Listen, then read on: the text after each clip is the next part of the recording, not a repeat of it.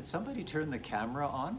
Oh, I was just practicing one of the recorder songs.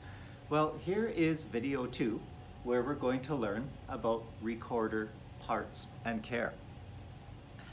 Your real musical instrument, it has parts to it that all have real instrument part names, and there's also a care procedure that we're going to use when we're looking after this instrument. Now, before we get on with that, do you remember the 2 things mentioned in video 1 about using your instrument at home? Let's see. First one was using this in a kind and respectful way in your household so that you're filling your house with enjoyable, pleasant music. So let's make sure we're using this like a real instrument. The second part was you are the only user of your real instrument, and it does not get passed around to other people. So let's take a look at our real instrument. Your real instrument, if it's like this one, is what we call a 3-piece design. It actually comes apart right here. Okay, there's a join there. And most recorder designs actually come apart here as well. And so your instrument comes apart into 3 pieces. Each piece has a job and helps this instrument make beautiful music. Let's start with the top piece. The top piece is either called the mouthpiece or the head. Both names make sense because it's the piece that goes into your mouth. It is also the head, the top part of the recorder. So either name is correct. Inside the mouthpiece or head, there's actually some parts hidden in there. If I put this end towards the camera, you'll see a little hole right there where the air goes in. That hole is a tunnel that goes through the inside and comes out over here. So this tunnel is called the Windway. Easy to remember because it's the way the wind goes into your recorder. So the Windway channels the air through this spot, and the Windway comes out on top of this square hole. The square hole is called a window. Makes sense because square holes in the sides of buildings, well, you get the idea. So there's the window right there. The bottom edge of the window is a sharpened edge of plastic called the lip.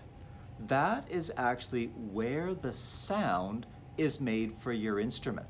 This sound here. It's the other parts of the instrument that take that sound and turn it into beautiful music. There's one thing I need to say about the window and lip area.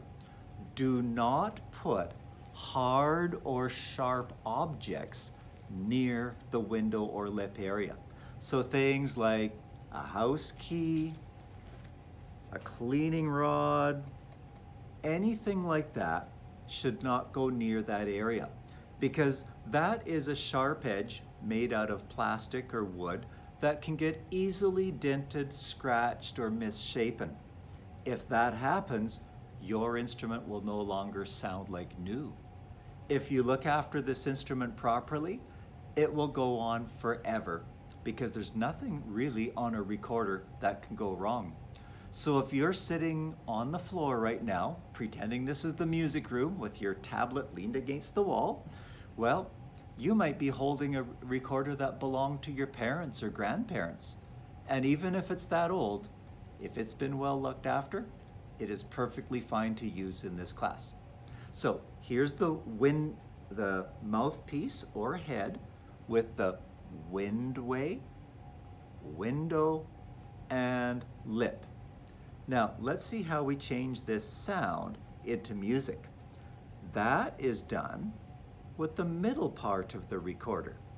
This longest piece of the recorder is called the barrel.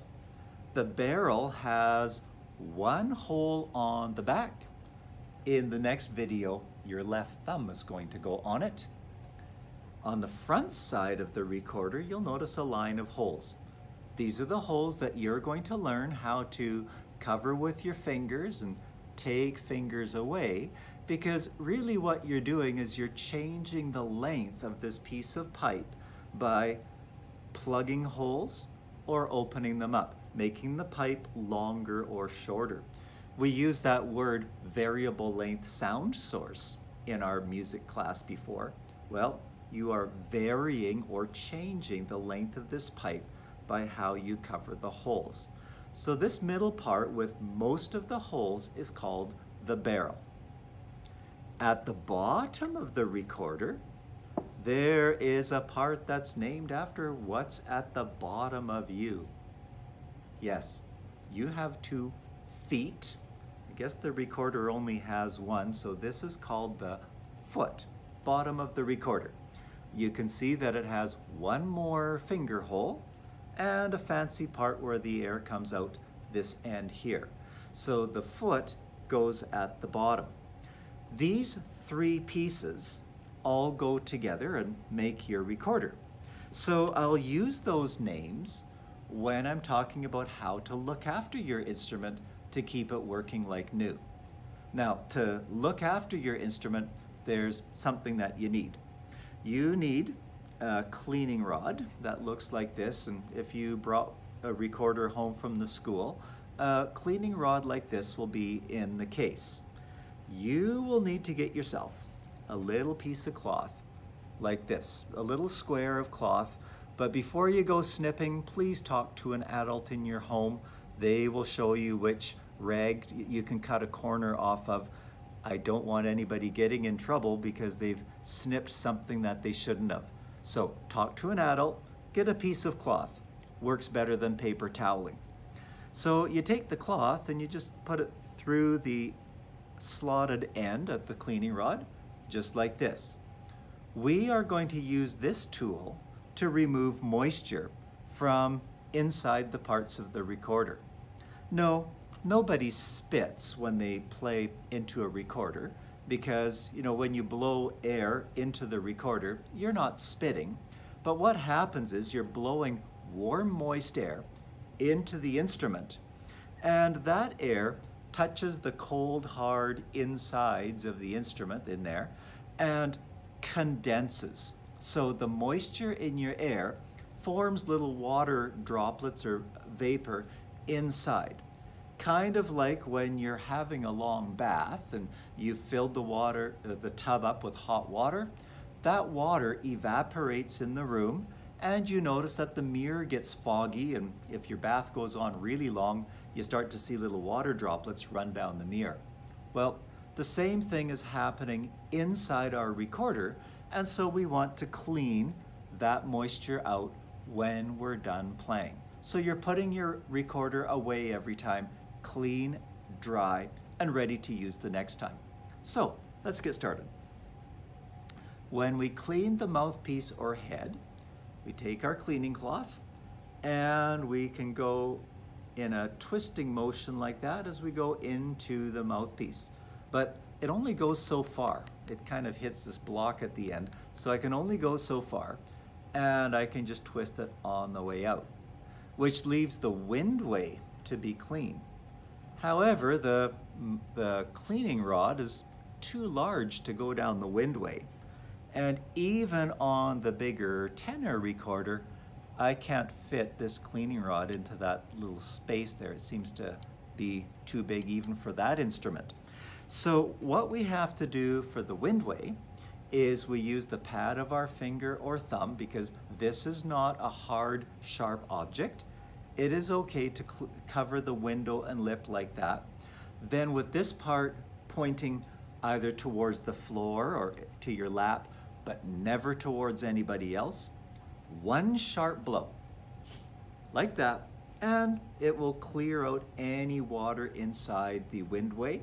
We can clean off the end, and the mouthpiece or head is clean. When we clean the barrel, we're going to run the cleaning rod through the barrel, handle first and the cloth following. When we've made a cloth for the first time and you've snipped it to size, put it in there, start from the small end. instead of the big. So yes, this barrel is slightly tapered. It goes from big to small. Start from the small end, feed the rod through the barrel, and then start twisting as the cloth goes through the barrel of your instrument like that. And out the other end it comes. When you first made a cloth, do not start from the big end, because the cloth might fit there, but be too big for this end, and so it could get stuck halfway down the instrument. So to avoid that from happening, start from the small end. If your cloth is too big, it'll get stuck right there. Then you can pull it back, snip, snip, snip, snip, and after resizing it, once it can fit through the small end, no problem going the rest of the way. When you do the foot of the instrument, same thing. Handle first. I like to start from the end here that has the fancy part, and I just pull that through like that and twist as it goes through the foot. After I've cleaned the 3 pieces out, then with a gentle twisting motion, the 3 pieces can go back together. So I'll just put this recorder back in its right order, like that. This thumb rest, I'm going to put somewhere around the 4th hole up from the bottom. 1, 2, 3, 4, thumb rest about there. So this recorder is clean, dry, ready to be played. You might have, if you are using an older recorder, yours might be a 2-piece design where it comes apart here, but the barrel and foot might be made as one section. So you might not be able to take the foot off. So 2-piece designs are perfectly fine to use in this recorder class. It's just that when it comes time to clean, you'll be putting the cleaning rod through here, and I guess you'll be cleaning the foot and the barrel at the same time when you run your cleaning rod through. But that is how we keep recorders running like new forever. So of course this video took a few minutes for me to show you how to do this, but at home, once you get really good at cleaning out your instrument, this is less than 30 seconds to take it apart, run the cleaning rod through, blow out the mouthpiece, the Windway part of it, and put it all back together.